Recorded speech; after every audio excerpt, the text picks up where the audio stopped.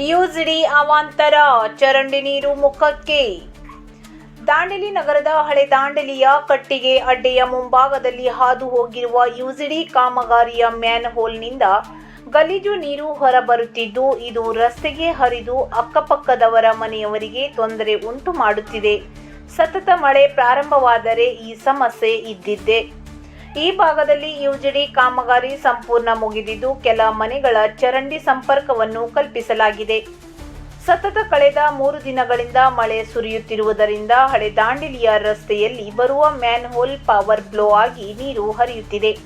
ಈ ಭಾಗದಲ್ಲಿ ಸಂಚರಿಸುವ ಬಸ್ಗಳು, ಖಾಸಗಿ ವಾಹನಗಳು ಈ ನೀರನ್ನು ಅಕ್ಕಪಕ್ಕದವರ ಮನೆಯವರಿಗೆ ಸಿಂಪಡಿಸಿ ಹೋಗುತ್ತಿದ್ದು, ಸಾರ್ವಜನಿಕರು ತೀವ್ರ ತೊಂದರೆ ಅನುಭವಿಸುತ್ತಿದ್ದಾರೆ.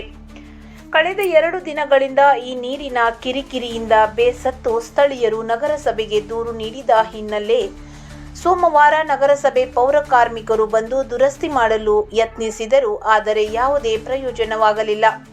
ಬಹುತೇಕ ಚರಂಡಿಯ ನೀರು ರಸ್ತೆ ಮೇಲೆಲ್ಲ ಹರಿಯುತ್ತಿದ್ದು, ಇದರಿಂದಾಗಿ ಜನರಿಗೆ ತೊಂದರೆ ಉಂಟಾಗಿದೆ.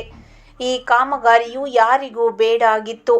ಆದರೂ ಸರ್ಕಾರ ಇದನ್ನು ಜಾರಿಗೆ ತಂದು ನಗರದ ರಸ್ತೆಗಳನ್ನು ಹಾಳು ಮಾಡಿದ್ದು, ಈಗ ನೀರಿನ ಸಮಸ್ಯೆಯನ್ನು ತಂದಿಟ್ಟಿದೆ ಎಂದು ಸಾರ್ವಜನಿಕರು ದೂರಿದ್ದಾರೆ.